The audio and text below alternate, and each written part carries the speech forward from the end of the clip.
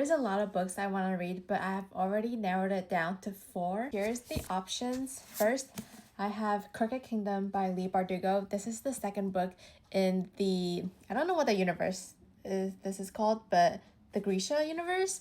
But this is the second book right after Six of Crows. I just read that at the beginning of December, so it's been a month. I want to read this soon so that the world is fresh in my mind. And I love Six of Crows. I gave it a 5 stars. Okay, next, we have Fahrenheit 451 by Ray Bradbury. I have been wanting to read this for so long, and I remember reading this in high school, but I also don't remember. So I really want to reread this, and especially with currently our political climate in America right now, I think it's really important to read this. And then the third book is Beartown by Fredrik Backman. Ever since I saw Sarah Caroli read this and rave about this, I haven't stopped thinking about starting this. And I got this for free actually at a library volunteer event, and I've heard nothing but good things about this series. So I'm super excited, and I also have the second book right now on my shelf, so I can go directly into the second book if I wanted to.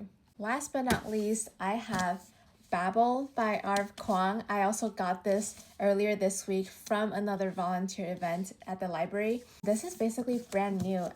I was so shocked when I found this donated from the public, and I picked it up and took it home obviously because I love Arv Kwong. I read the Poppy War trilogy last year, and oh my god, it is one of the best trilogies I have ever read.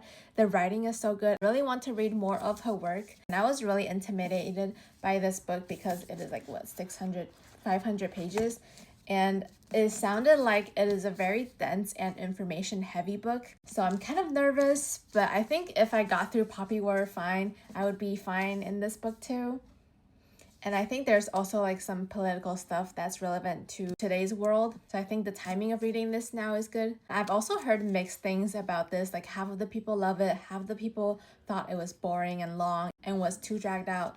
So I don't know. I'm intrigued. I feel like I would like this if I like Poppy War, but we'll see.